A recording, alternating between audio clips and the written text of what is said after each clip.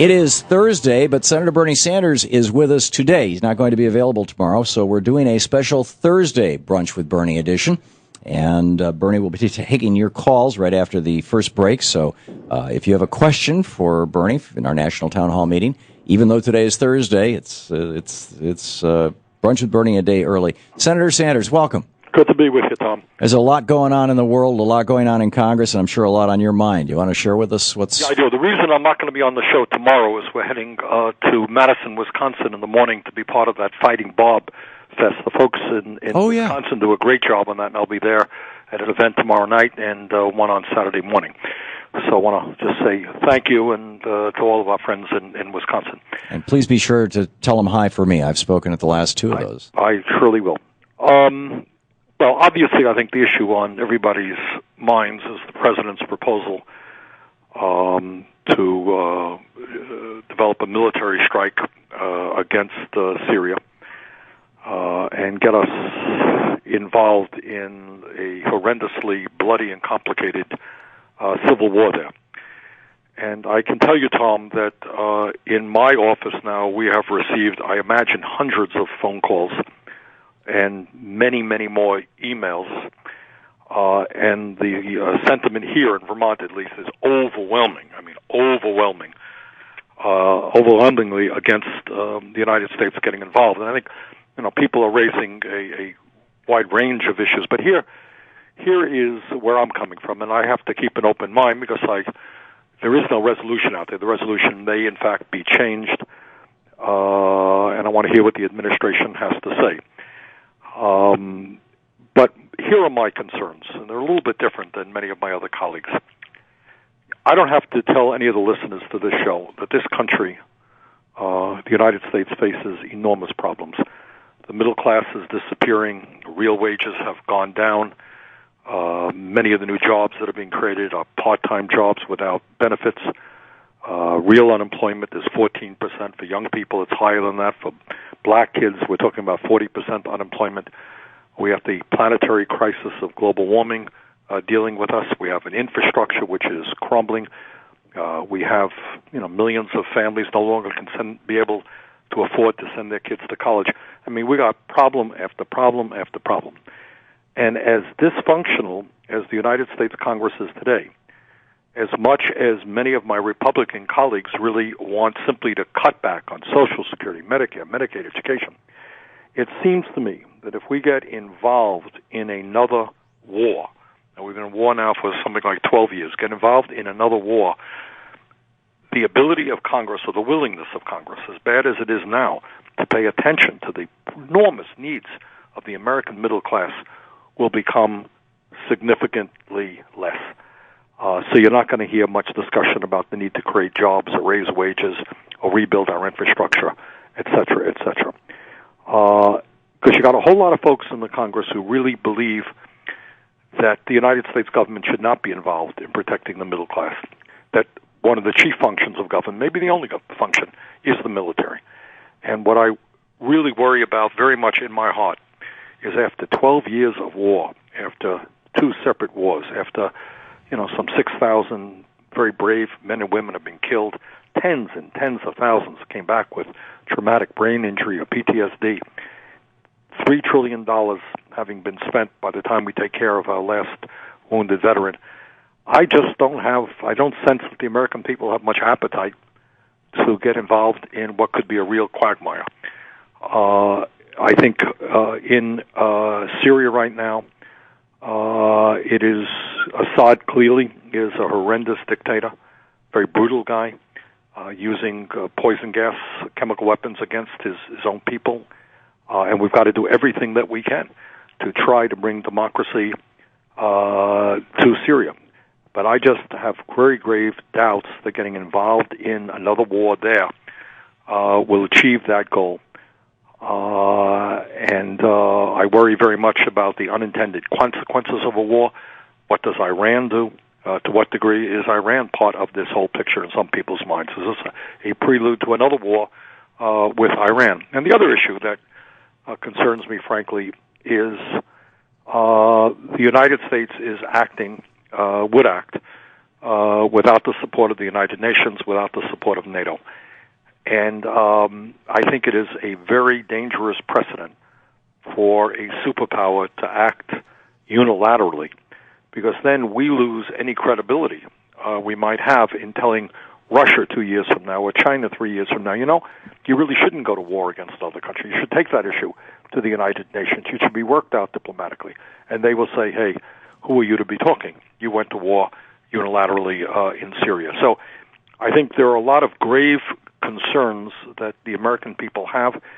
I think the bottom line is that everybody is appalled at the use of chemical weapons. Everybody understands that Assad is a murderous thug. But I think that there is a sentiment in this country that the time is long overdue for the United States Congress to start paying attention to the very, very serious problems facing the middle class and working families of this country. Other issues that you think are going to be dealt with in Congress coming up, or is this is just going to push everything out of the way? I mean, in Congress, it is very hard for many people to walk and chew gum at the same time. And to the degree that we become focused on this war. And here's another thing that happened just the other day. The Foreign Relations Committee, by a 10-7 vote, voted out a resolution.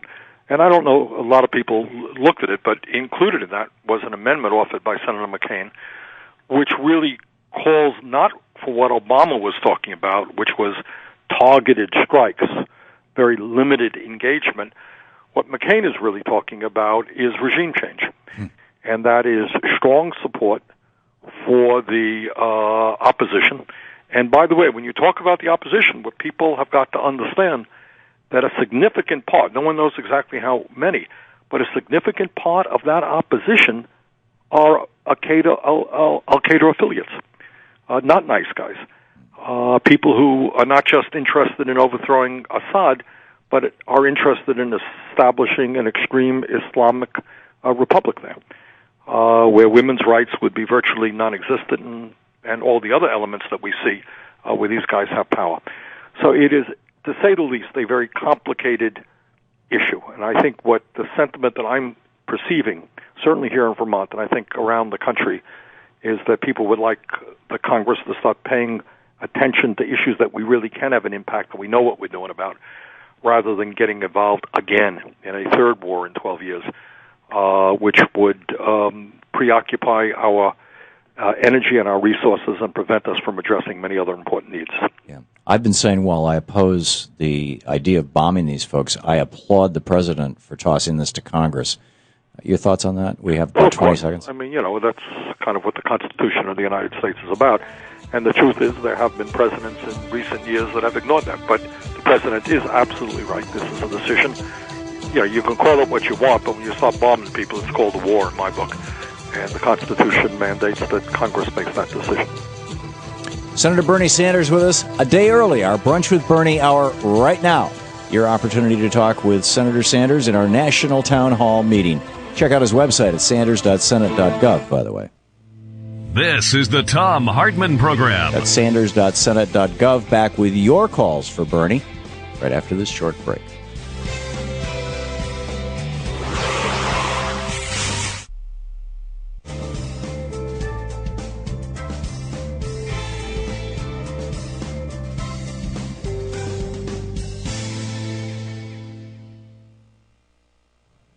Welcome back. Ed in Klamath Falls, Oregon, watching Free Speech TV on the Dish Satellite TV network. You are on the air with Senator Sanders. Good day, Senator Sanders. Hi, Ed. Do you believe that Congress will be able to stop Obama from destroying another country, namely Syria? I'm not much into speculation as to what the vote will be. I think what you will see, Ed, so I can't really answer that question. I think what you will see is bipartisan support for what the president is proposing and bipartisan opposition to what the president is proposing. Also, what everybody should know is we don't know what we're going to be voting on. I mean, we have a bill that came out of the Foreign Relations Committee yesterday. It may be amended again, so we will see what we're voting on. But, Ed, I can't give you I just don't know what the vote will be. Is that Senate vote subject to amendment on the floor of the Senate, or did you mean in conference or, in resolution? Well, in a variety of ways. There'll be ways to impact the legislation. Okay, great. Let's see here. Rick in Gulf Breeze, Florida, watching Free Speech TV on Dish Satellite TV. You are on the air with Senator Sanders. Okay, thank you. So after Vietnam, which was a disaster, you have Pol Pot. Kills millions. But the U.S. can't touch it because of all the trouble with Vietnam. Now, after this silly Iraq thing or whatever, in situations like the Congo, and now Syria, where the human rights are involved, and that's no place for intervention to protect the citizens. So what's your question, Rick? Well, I think Rick is voicing, a fear that many people in this country have, and that in recent years, from Vietnam to Afghanistan to Iraq, we have been at war a whole lot of times. A lot of Americans have died, and we have spent trillions of dollars on it. I think what Rick is asking is, what has that gained us? And that's a question that is on many people's minds as we contemplate Syria. Yeah, okay. Let's see, Free Speech TV. Here we go. Craig in Jamaica, New York. You are on the air with Senator Sanders. Yes, hello, Senator Sanders. I'd like to say that God has sort of blessed our nation because we go above and beyond the call of duty. Even though all the problems you mentioned will probably be with us for some time, and they're always around us, but we can't always let that stop us from doing the right thing. And we are sort of, because the nation has been so blessed with finances and a strong military, if we don't use it for good, then what good is having this and spending all this money for this if we can't help people in the world? It's never going to be all your ducks are in a row, and you're never going to have a perfect path to winning a war. It's always fraught with all kinds of pitfalls and all kinds of things that could possibly happen. But if your heart is in the right place and the direction that you're going is to save people's lives and to pull an oppressor off of them, then I think we're doing the right thing, even though it's sort of the fog of war. You can't see it all clearly right away. Craig, let me get Senator Sanders' response right after the break, if I may. Where Craig is coming from, but I think it's certainly the sentiment. What the president wants to do is the right thing. Bernie, can we pick up the rest of your response right after the break? Let's do that. Hang on just a sec. We'll be right back.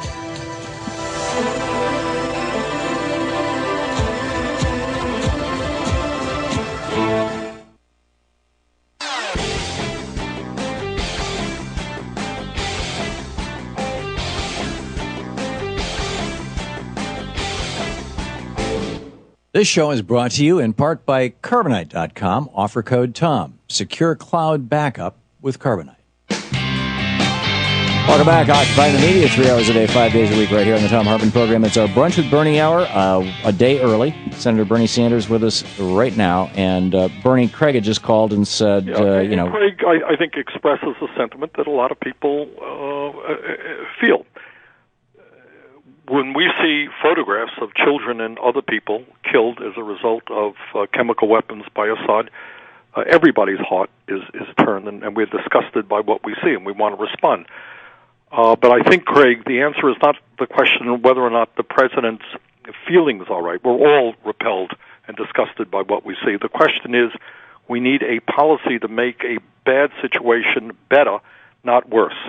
And there are many very smart people who know something about this issue, who worry that getting involved in a that what the president is talking about may not happen. That once you step foot into that quagmire, you may get sucked into it in a deeper and deeper way, and the end result may not necessarily be the kind of positive result that one had wanted in the beginning.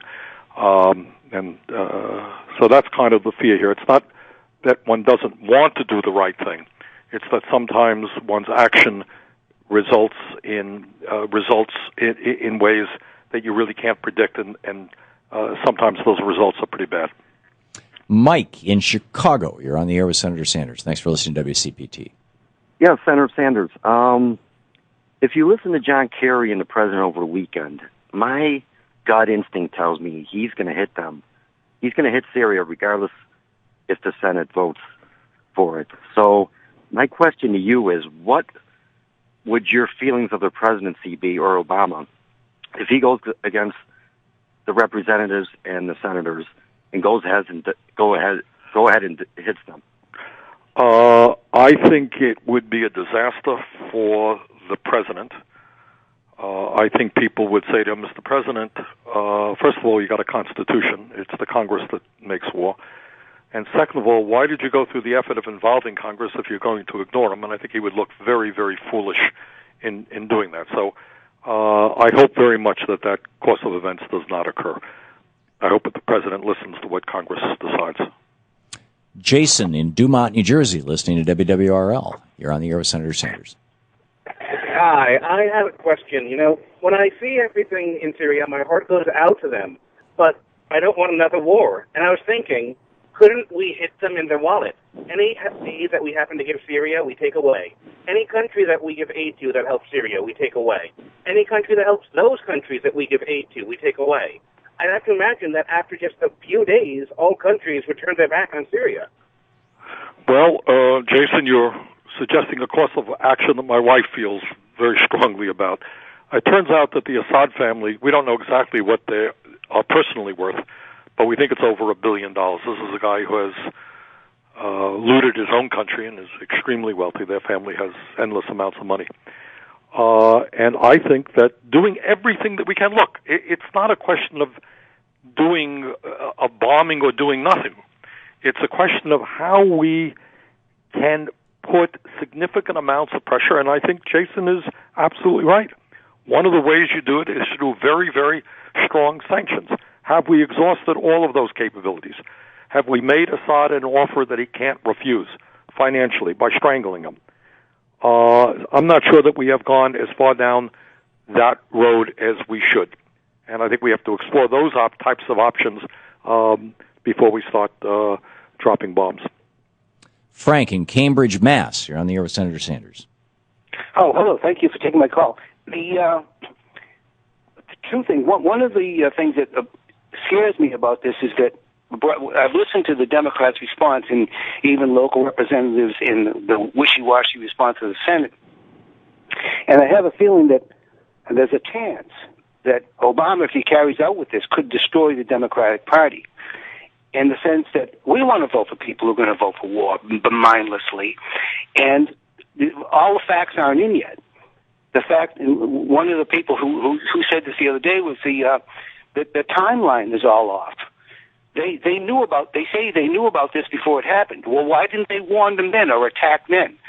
The other thing is, do you see any possibility of the emergence of a Labor Party if this thing should come crashing down on their heads? Because I don't want to vote for wishy-washy people who just go do whatever the hell they want to do in Washington. I want to vote people who are going to represent us. And those are the things that you profess, the things that you talk about.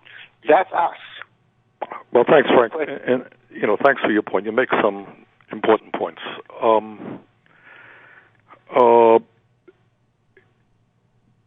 Frank is worried that if Democrats vote for this war and get dragged into it, a lot of people who supported Democrats are going to just turn away in disgust. And I think his point is a good point. I think no one, would deny now that the enthusiasm that originally attached itself to Obama when he was first elected is largely gone. There is enormous concern about the NSA and the spying that we have seen, and every day there's another revelation about that. There's a strong concern that he has not been as tough as he should be in taking on right-wing Republicans and explaining to the American people what these guys stand for, and instead, too often, making bad compromises. And I think what Frank says, well, if Democrats go along with this war, there's going to be a whole lot of people out there who are saying, what is the difference between these parties? The concept of a party, a Labor Party, I am an independent. When I was mayor of the city of Burlington, we formed a third party, which unions played a very active role. And it may, in fact, evolve to that. If they right now, Congress has about a 12% or 15% favorability rating. Democrats are bad; they're very low. And the Republicans are even worse. But I think the issue here how are we doing with time, Tom? Should we? We 15 seconds, sir. I think the issue is that people, as Frank indicates, want Congress to be representing their needs, listening to them. And time after time, whether it's Social Security, whether it's jobs, whether it's Wall Street, Congress is busy. You're listening to the Thom Hartmann Program. Call 866-987-THOM. There you go, Bernie. Finish your sentence. Okay. The concern that Frank has is shared by millions. Congress is not listening to the American people. We'll be right back.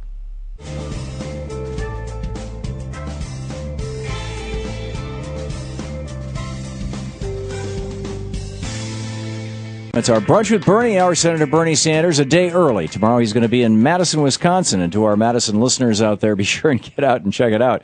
He's going to be in Madison for the Fighting Bob Fest, which is a fine thing. So, Bernie, you're back with us? I am right here. Okay, well, let's pick up some phone calls here. Alex in Marblehead, Massachusetts. You are on the air with Senator Sanders.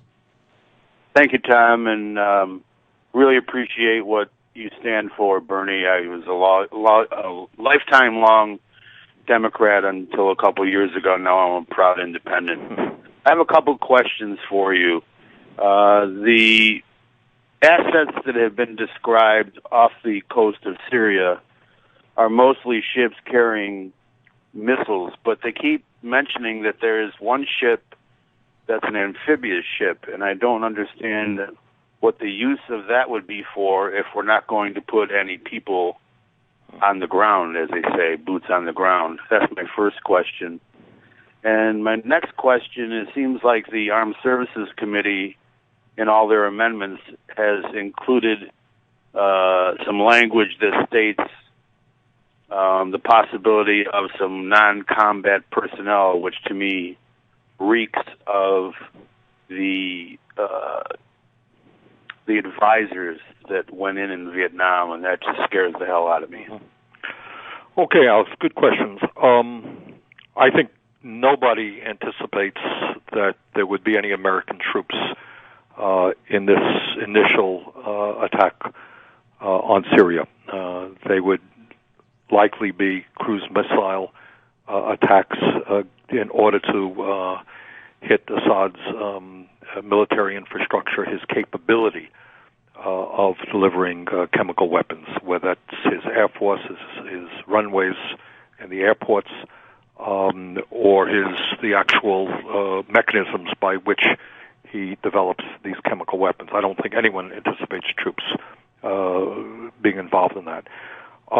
The second issue that you raised deals with not the Armed Forces Committee, it was the Foreign Relations Committee. And while you're right, there is some language maybe that in an emergency something might happen. I think the initial concern is not that American troops are going to be in Syria next week. That ain't going to happen. Here's what the concern, I think, should be. People like Senator McCain have been pretty clear and open about it, that they really do not want to do what Obama has been talking about. What Obama has been saying is he wants to punish Assad for using chemical weapons and prevent them from doing that again. It's a limited goal.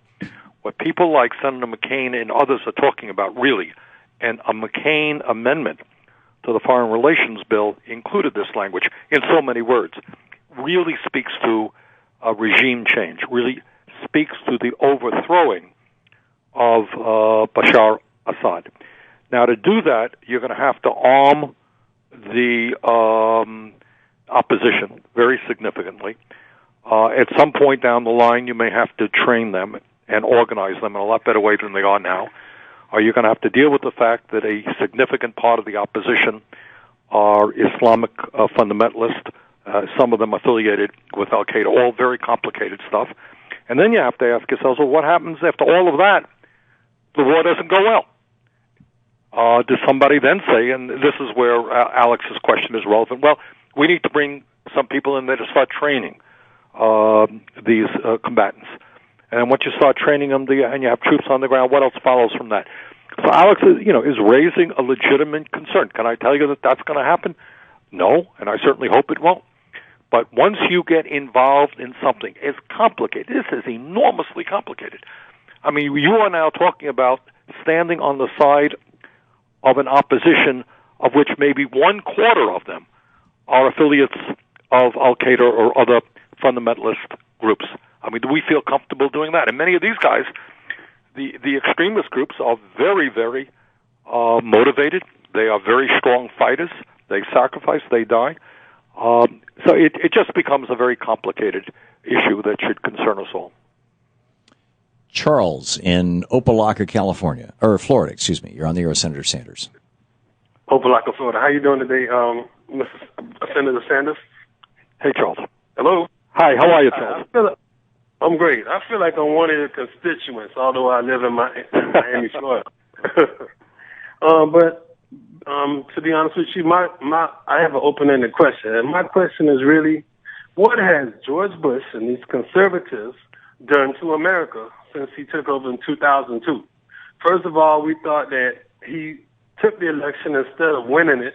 Mm-hmm. He brought us into a war that was unjustified.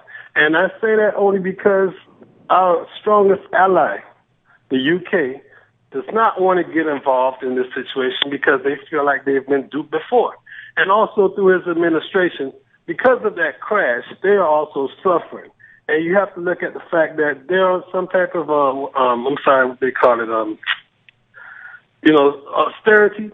Yeah. And those people, and that's one of the big reasons why a lot of people aren't getting into America, because we've lost our credibility. Mm-hmm. Second of all, Vladimir Putin seems like he's taken a page out of George Bush's pocket, because a lot of people have speculated on how he won in his election also. So there's a correlation there. And finally, where's Paul Ryan? All this time he's and the neocons have been saying that Iran is building a bomb, and he's not speaking out anymore because to me it's like they're pushing an issue that's not really there.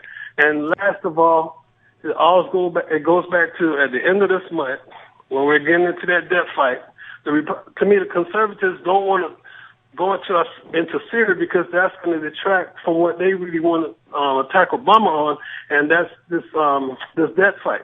So let's let Bernie respond to that, Charles. That's a lot of stuff out there, Charles, and thanks for your thoughts. Here's what. Let me try to put your thoughts together and tell you what I think. What I worry about very much is that we went to war in 2002, went to war in 2003. We have been at war now, for 13 years, for 11 years. And while we have been at war, what else has been going on in this country? Well, what's been going on in this country is the middle class has been collapsing. Poverty at 46 million is almost an all-time high. The people on top are doing phenomenally well, while most everybody else is financially in trouble.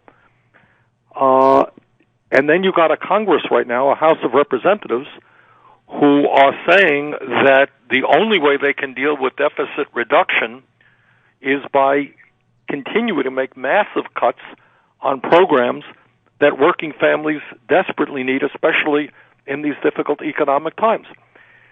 So my worry is that you get involved in this war, and that maybe it drags on and on. Maybe we get more and more involved. Maybe, and I can't predict this will happen, but it's the fear, start spending billions of dollars. Maybe you get sucked into training troops, et cetera, et cetera.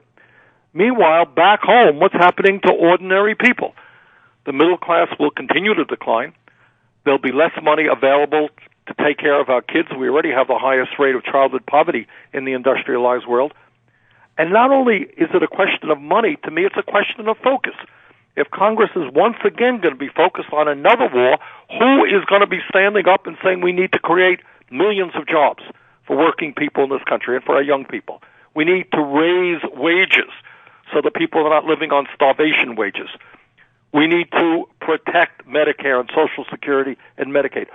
Who's going to be talking about that issue when the worry will be what's going on in Syria or maybe with Iran. So I get back to the point that I feel very strongly about. This country faces enormous problems. We were once the envy of the world. We led the world in terms of our infrastructure, in terms of our health care, in terms of our education, in terms of our standard of living. That is no longer the case. And if we continue to spend all of our energy and our time and our money on war, I fear very much about the future of the middle class in this country. Carol in Minneapolis, Minnesota. We have just a minute to the break. Carol, a quick question for Bernie? Yes, I believe that Fukushima is our number one concern, and I also believe that our economic model of living beyond our environmental means are the two most important issues facing us, and I'm really concerned that we're not focused on those issues and the fracking and the polluting scarce water resources that we already have, and I'd like his comment on that. Well, I share those concerns. I mean, Carol raises a very important point. And that is, and again, it gets back to the Syria issue.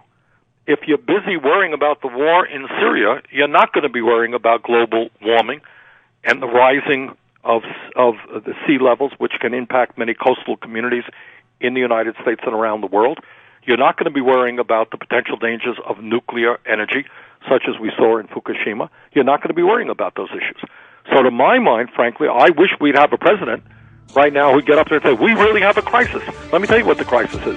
If we don't transform our energy system in the very near future, this planet is in serious shape.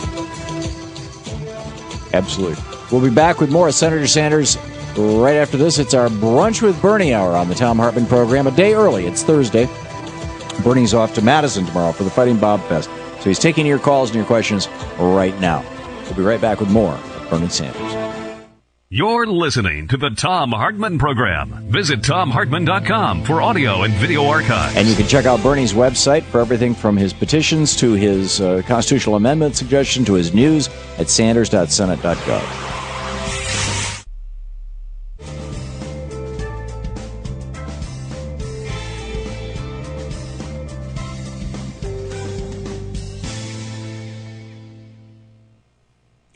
Welcome back. And Joyce, watching Free Speech TV in Kilmarnock, Virginia. Kilmarnock, You are on the air with Senator Sanders. Thank you very much for taking my call, Mr. Hartmann and Senator Sanders. You're my hero, both of you. Thank you very much. I send you emails all the time, Senator Sanders. I know you don't have time to read them, but I support everything you do. Anyway, I sense, well, of course, we know that the military-industrial contractors have been pushing for war ever since it worked out so well for them during George Bush's administration, and I think they're getting desperate. And this seems like the first opportunity they have to push for this. And so you now hear all these voices out there sounding so desperate. They really need it so bad because they owe payback to all their supporters, all their campaigns.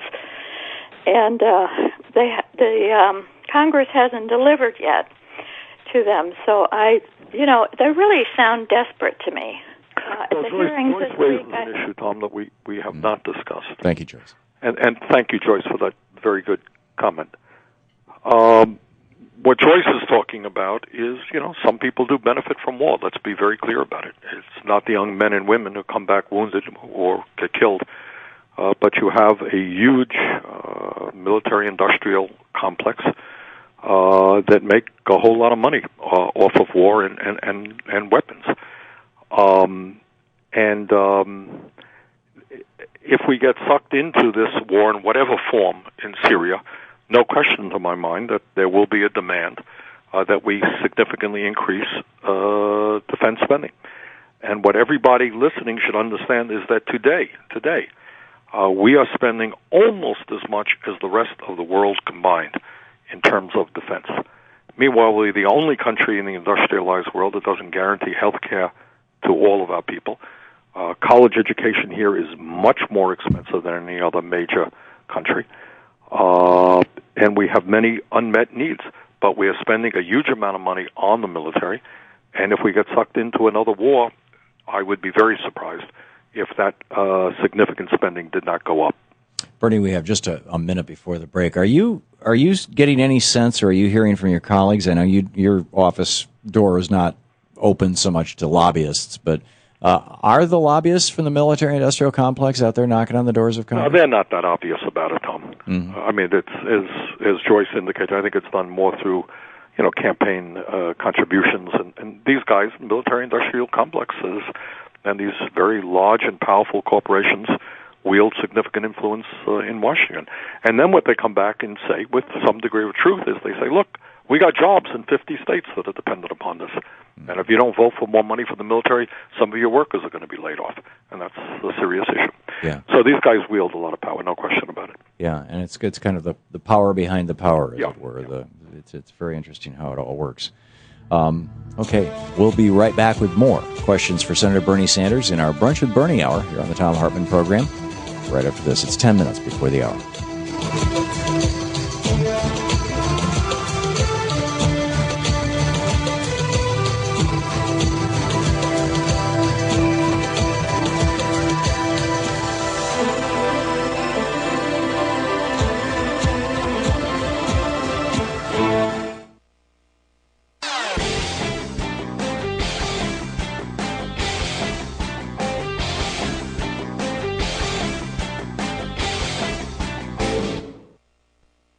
Hey, Thom Hartmann here. My new book, The Crash of 2016, The Plot to Destroy America and What We Can Do About It, is now available for pre-order. The Crash of 2016 is not just a roadmap to redemption in post-crash America. It's a critical wake-up call.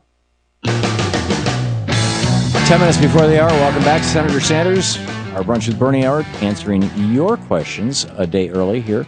Kathy in Etna, Wyoming, you are on the air with Senator Sanders. Senator Sanders, here's one of these questions that I really would love to understand a little bit better. Currently, or I should say when we went to war in Iraq, we used, from an interview I saw from a doctor, that there are horrific birth defects going on because of our use of depleted uranium. So if Americans use depleted uranium, which I would consider a chemical weapon, on the Iraqi people, and now it's showing up with the births that are going on, who are we and how do we condemn a man, maybe, that has used chemical weapons on his own people? I mean, who are we to point a finger at somebody else when we do the same thing? Well, I think, Kathy, we don't do the same thing. You're right. I studied that issue, and depleted uranium may be a cause of health problems for both Americans, by the way, troops who were exposed to that, as well as Iraqis. That is a different thing, I think, morally, than somebody who quite intentionally fires chemical weapons at innocent people. So I would say that morally, that is a different thing. War always has inadvertent consequences. The United States, you're right, in the sense that, we did drop nuclear weapons. We have used napalm. We kind of turned our backs when Saddam Hussein was using chemical weapons against his own people and Iran. So our hands are not perfectly clean. But I would say that the use of depleted uranium in Iraq is very different than a guy who intentionally fires missiles with chemical weapons against his own people. Larry in Sugar Grove, Illinois. You're on the air with Senator Sanders. Yes, Senator.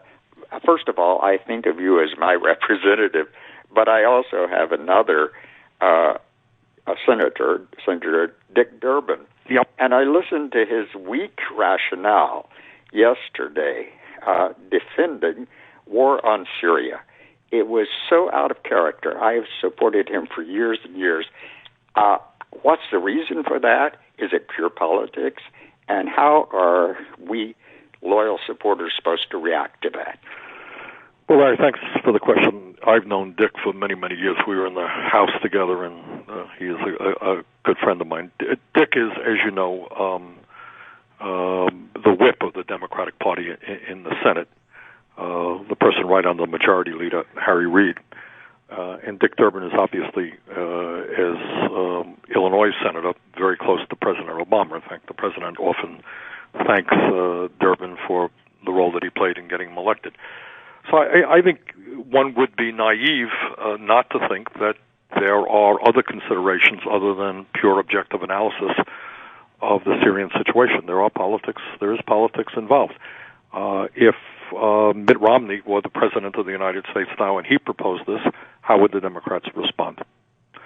Would they respond differently? I suspect that they would. So I think there is an inherent tendency on the part of some of the Democrats to say we've got to protect the president. Maybe in our heart of hearts we don't necessarily agree with him, but we can't leave him out there, and we've got to protect him for the good of the Democratic Party. So, I think there is some of that in that.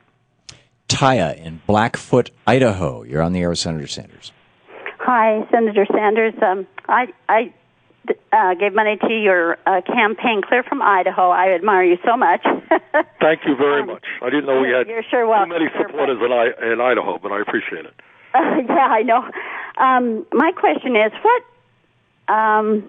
power play do the oil companies have in this decision of whether or not to go into Syria, and what kind of situation is created in Syria that might affect their access to oil and this kind of thing? I wonder, because they've got lots of money and lots of Congress people gas that prices take money going from up them. in Idaho? Huh? Have gas prices gone up in Idaho? Well, right now they're the cheapest between Seattle and where I live in southeastern Idaho, because I just drove that way. Well, in Vermont, prices have gone up pretty significantly in the last month or so. Yeah, they have about 20 cents a gallon, really. Mm-hmm.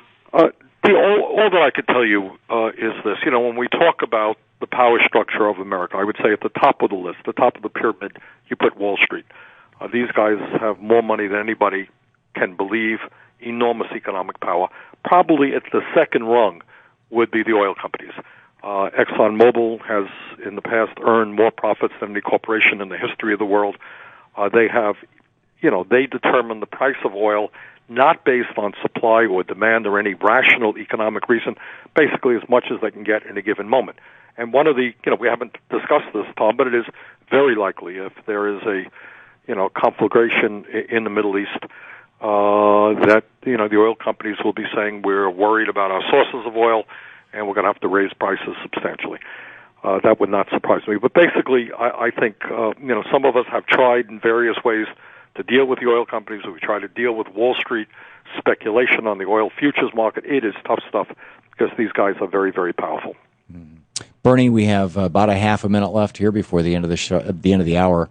Final thoughts for the day? Well, I think, we are in very, very difficult times. My sense is that in my own state of Vermont, and I think all over the country, people are less than enthusiastic about getting involved in another war and in a very complicated and bloody civil war in Syria. And I think people are asking the president, they're asking the Congress to start focusing on the very, very serious problems facing our country, to do what we can with the rest of the world, with the United Nations, in dealing with atrocities in Syria and elsewhere.